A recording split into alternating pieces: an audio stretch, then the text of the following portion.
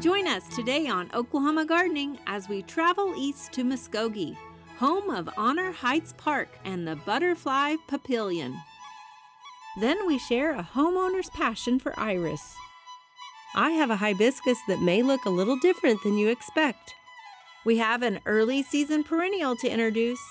And finally, I'll share with you about the Itoh Peonies. Underwriting assistance for our program is provided by the Oklahoma Department of Agriculture, Food, and Forestry, helping to keep Oklahoma green and growing. Oklahoma Gardening is also a proud partner with Shape Your Future, a program of the Tobacco Settlement Endowment Trust. Shape Your Future provides resources for Oklahomans to make the healthy choice the easy choice. I love sharing with you guys the cool things that plants can do. We're back here at the student farm. I want to share with you a tropical plant that you might find in some Oklahoma landscapes. It's important to know which plants we are dealing with so that we can continue to maintain them successfully for years to come.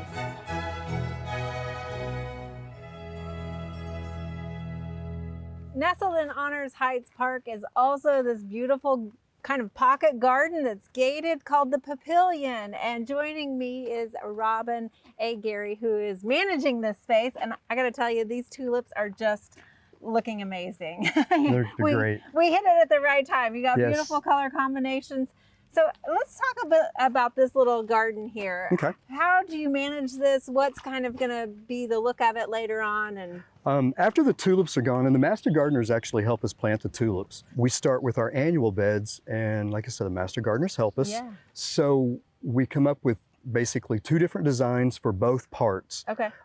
One part is going to be an eco-type garden where there will be eco-friendly beds, plants, stuff to dye clothing with. Oh, okay. So we'll find different plants that you can use to break down and dye material. This side over here will be a color wheel. So basic primary colors will be in this, and then they will fade out to the secondary colors. So this is going to be the center of Right. the So this is going to be the primary color bed, and then like I said, they blend out from there. So the color wheel will spread from there. That's going to be beautiful. I mean, it already is beautiful. So there's kind of some ongoing interest here. Right. All season people can come out and check this out. But you had other stuff other than just these raised beds. Yes. I see a beautiful butterfly house across the way also. Do you want to tell us a little bit about that? Yeah, we open our butterfly season Mother's Day weekend, which this year is September 11th, and we will run until September 30th. We have 26 different varieties of butterflies. Some are native. There are a couple that are non-native. Monarchs, swallowtails. Zebra longwings? Zebra longwings are actually one of the ones that are non-native that we will have. Okay. We also have some halicones. Okay. So a lot of ladies. Flowering plants in there, A lot there, of flowering I imagine, plants, too. yes, Okay. yes. A lot of lantana. And then we also have a children's garden. Yes. Which looks amazing with tulips as Yes. well. But you got some fun things in there for the kids. Right. We actually have some interactive musical instruments that are like flowers that they can beat on, and they make a different tune. We also have like xylophones and everything. We also have a large monarch that they can climb on or take photos with. The walls, the fences are painted that they can take photos with. This is just a very colorful garden. Right, I love it, and it's got so much activity going on here. Tell us a little bit. Do you do programming here at this space also? We do programming. We do field trips. We do camps. We hope to get the kids involved in actually doing our vegetable gardens this year. We also do weddings, birthday parties, different events. Okay, so is it free to come into this space, or is there an admission for it? During the butterfly season, we charge a small admission fee. Adults are $3, seniors, students, and children are $2. Okay, all right. So if somebody wants to come visit, where should they find out more about this? Muskogee Park's website. Okay. All right. Well, thank you so much, Robin, for sharing this with us. I think it's a fabulous little space, and you've just got so much going on here at Muskogee Honor Heights Park. I would encourage everyone to stop by any time of the year.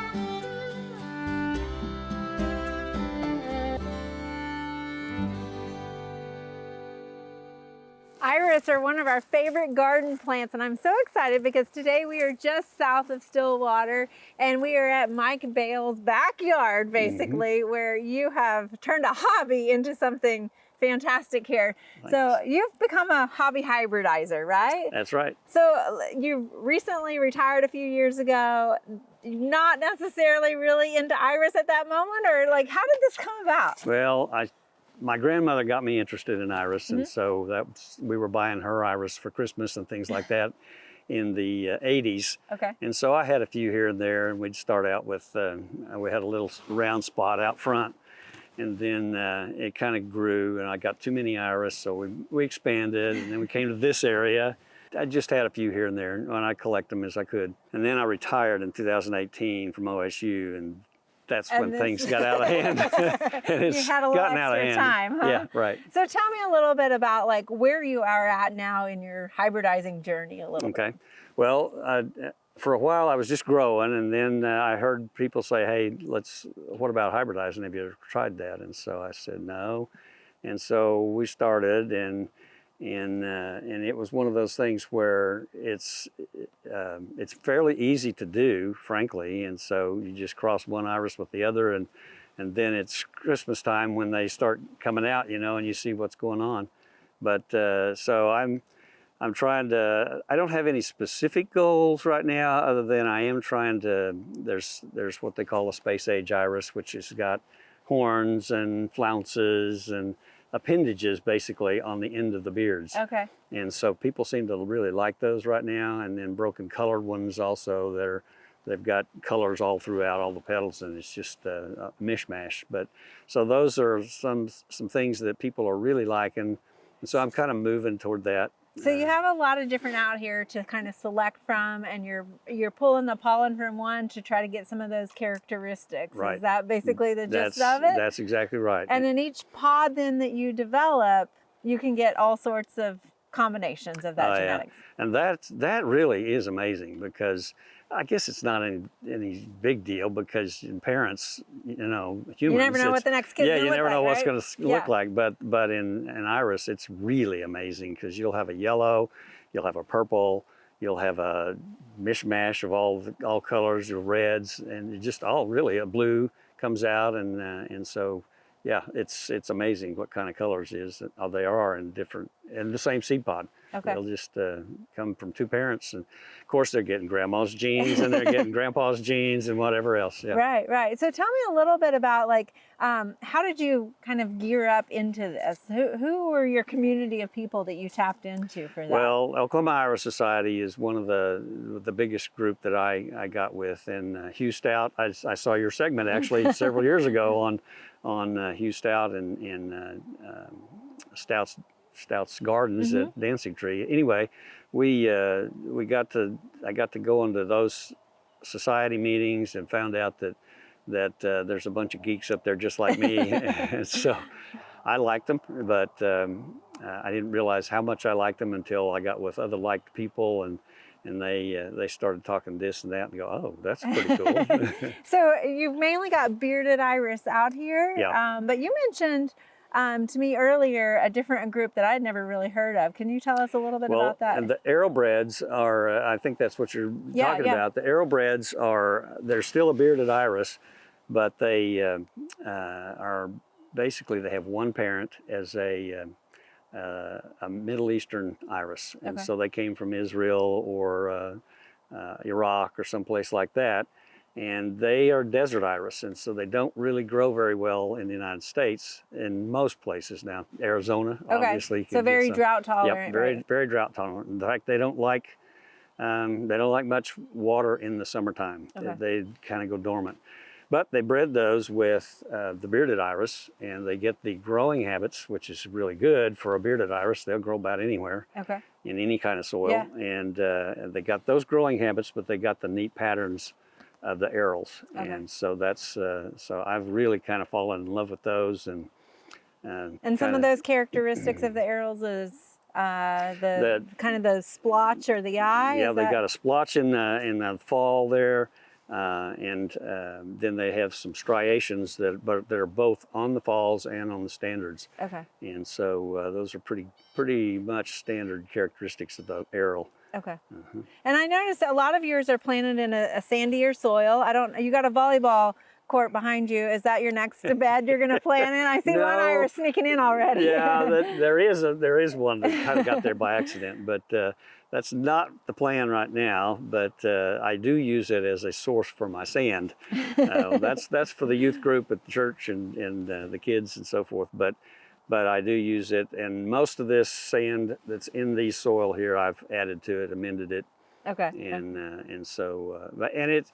Again, they grow fine without it, but they grow better when they have some good drainage. With some sand and good drainage, yeah. Okay, yeah. okay. And you kind of just put them on the top of the soil because they don't like to be buried, right? I mean, that's one of the things. Right.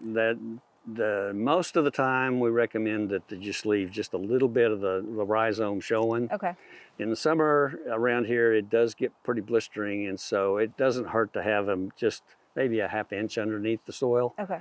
But you definitely don't plant them like you do tulips, 6 inches down, because they're not going to bloom. So we have several out here now that just bloomed for the first year for the teenagers that it came out, and they're pretty excited about their flowers, and so we do that. But that's one of the things that historically the older folks have been the ones that have liked iris, and so forth. But we're trying really hard to get younger people to look at iris, and it's really working because, well, I'm the youth coordinator for our society, but also the region, and so we're trying to think of any way that we can just get people excited. And they've got one at the Science Museum, a garden up there that we've got going for the kids. Oh, excellent! It's an educational kind of thing, and so.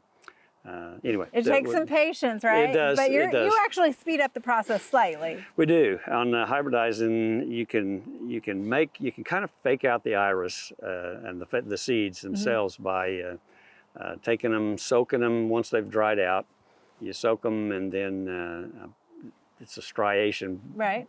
Stratification kind of thing. Creating that winter experience. Yep, and make them think it's winter. Yeah. And then we leave them in there for about 12 weeks, less for the smaller iris. They germinate faster. They start germinating in the refrigerator. Oh, okay. Yeah, and then I take them out, put them in cups, just all of one deal in a cup, and then as they get bigger, then we start putting them in their own separate cup. Excellent. But you need to separate them because every iris is different, and you just don't.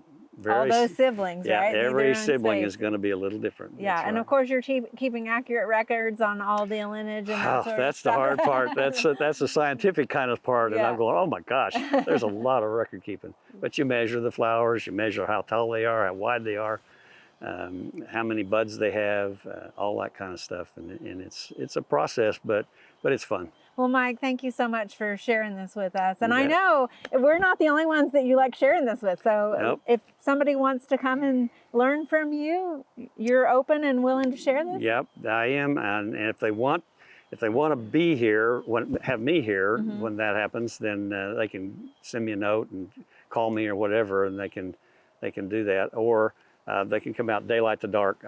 The gates are open. Just come on in and look at them and enjoy the flowers. All right. So you have a Facebook page for people to check out? We do have, yeah. It's under Praise the Lord Iris Gardens, and so they can look that up and find out about us. All right, Mike. Thank you so much for sharing this with us. You bet. Thank you.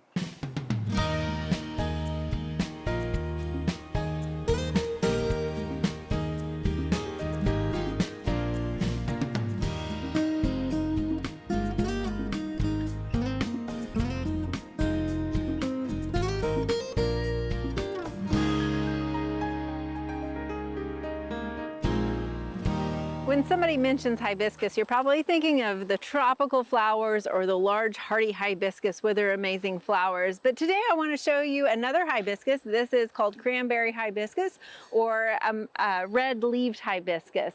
Now you can see how it got its name, obviously, but this hibiscus is known for this foliage, not necessarily for the flowers. In fact, the flowers you really probably won't even get flowers because they come on so late in the season. Really grow it for the foliage, but you can see it gives you quite a show in the landscape here. So this is an annual. It's only hardy to zones 9 through 11. So you're going to grow it as an annual here in Oklahoma. And we bought these as 4-inch pots with about a 1 to 2 foot stem on it. Now when we planted these in the ground, you can see as soon as the heat cranks up, these take off and they will grow anywhere from about a 3 to a 6 foot tall shrub. So we've got quite a lot of foliage and vegetation here for an annual that's going to make a really nice display. Now, as I mentioned, this cranberry hibiscus is really grown for this foliage. Not only does it give you this dark maroon color backdrop here, but it also has kind of a neat texture that it provides into the landscape with this sort of very deeply lobed palmate leaf that is highly serrated and almost kind of wavy on the edges. So it provides a lot of texture. Now, because it is such a dark maroon shrub that you're going to put in the landscape, putting it next to something that's chartreuse or like our yellow marigolds are really going to create a contrast and a nice pop in your garden. Another color that you might consider is planting some silver next to it. So down the way we have some artemisia planted in front of it, and again it creates a nice contrast in your garden. Make sure you put this in the backside of your landscape because, like I said, it does get tall. Now it wants full sun and moderate moisture, and because it grows so fast in the summertime, it can be a little bit brittle. So you might be cautious of that. So if you get a smaller one that's pretty leggy, what you're going to want to do is kind of pinch it back a little bit, about a third of the way. You can stake it if you think you're really going to get extreme winds. But if it does break on you a little bit, don't worry. Usually it'll just cause it to grow out even more. But by pinching it early, you're going to create a denser shrub that's going to be a little bit sturdier for you in our Oklahoma landscape. Again, this is cranberry hibiscus and a nice colorful plant to add into your landscape.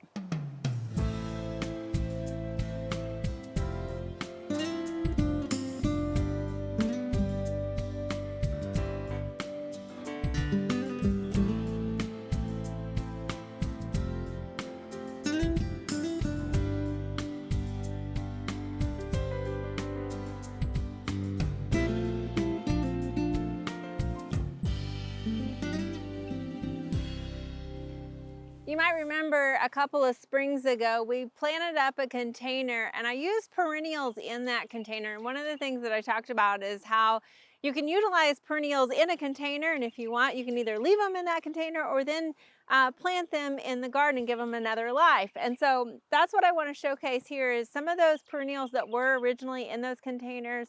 We've planted them in the garden and I wanted to show how well they're doing here. So if you remember, we had a summit alyssum down in the front to give us a bright yellow pop of color. That's what I really love about this plant still. And you can see that it's just thriving here in the garden. It does like kind of well-drained soil, so we have it in a slightly elevated garden here. We still have it in a container also, so it's getting well-drained soil there as well. But it is just thriving in both locations. Now this summit alyssum shouldn't be confused with the sweet alyssum, as that is actually a different genus. But this one is hardy from zones 3 to 8, and so you could leave it in the container. It still does well. Because remember, when we're planting in a container, we want to make sure that we're planting to a zone colder than what we are, because it has that ambient air around it. So we want to make sure that it is hardy in there. However, here in the ground, you can see how it's really created a nice drift of yellow color here. And so you might have seen some of the other segments we've done on phlox, how phlox makes a nice colorful drift in the spring, but one color that phlox does not come in is this bright yellow. So you get this nice cheery yellow here early in the springtime. And you can see the foliage below it is kind of a gray-green color, almost a little bit of a blue tint to it as well. So after it's done blooming, we will cut this flowers back to allow that foliage to recover. The thing about this is because it's hardy from zones 3 to 8, it can get a little sensitive the further south that you get in the hot southern sun, and also in really humid conditions, it can suffer as well too. But right here in north central Oklahoma, it's doing fine. This has been in the ground for 2 years and it's looking great. Now another plant that we had in that container also was this April Night. It is a salvia, so you can see it here behind us. It's just starting to come on in early April and blooming. And you may be asking about the salvia behind this. This is actually a different salvia. It's called Blue Bayou that blooms even earlier in the spring. So for the same reason we put them together in the container, purple and yellow makes a great combination. And if you're looking to add yellow into the garden, around a rock garden or over a wall, try this Summit Alyssum.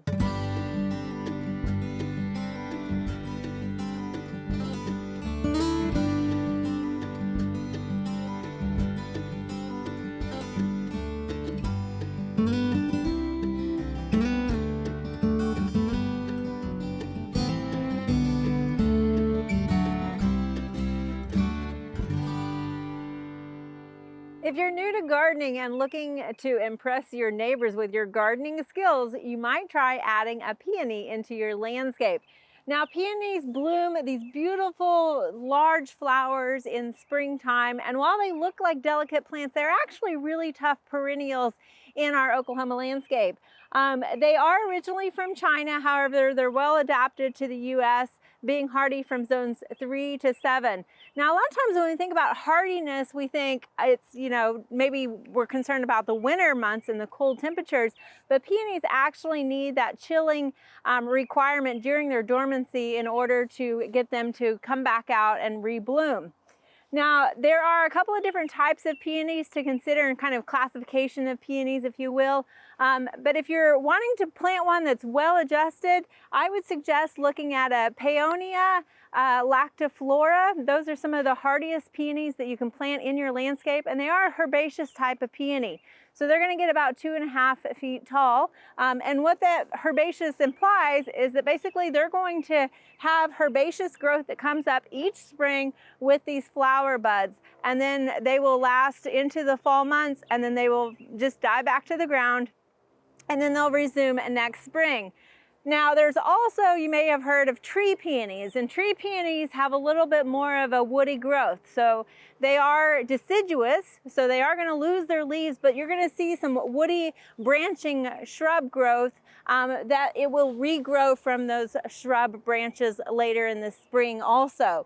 However, this particular one next to me here is called a Itoh, which is basically a hybrid between the lactiflora and also the tree peony. So it has a little bit sturdier branches that are coming up. However, it is still herbaceous, but they're just a little bit sturdier, so you don't have to worry about staking them as much.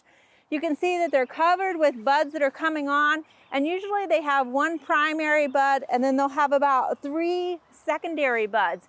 Now, what's kind of contrary to a lot of times what we might think, it's that primary bud that's actually smaller. So that first flower bud that you get is going to be smaller, but those secondary buds, when they start blooming, they're going to be much larger.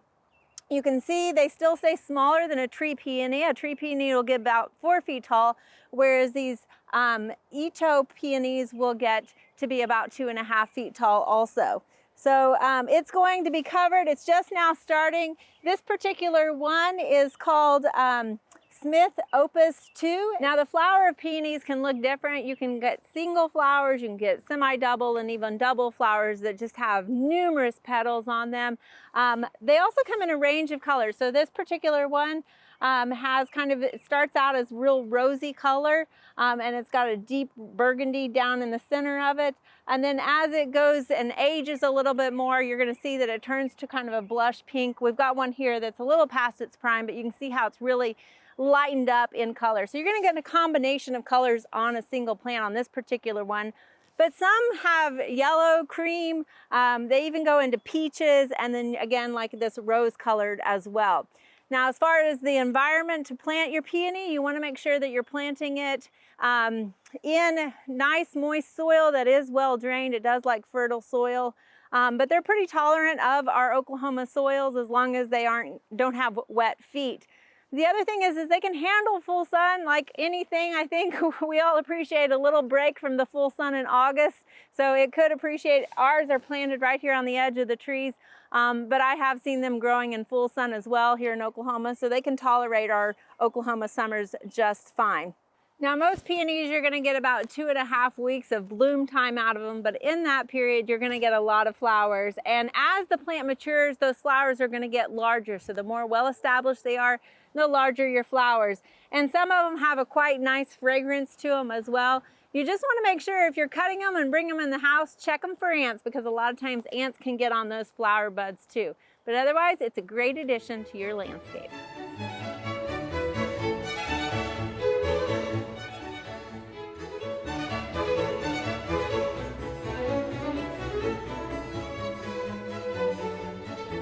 There are a lot of great horticulture activities this time of year. Be sure and consider some of these events in the weeks ahead.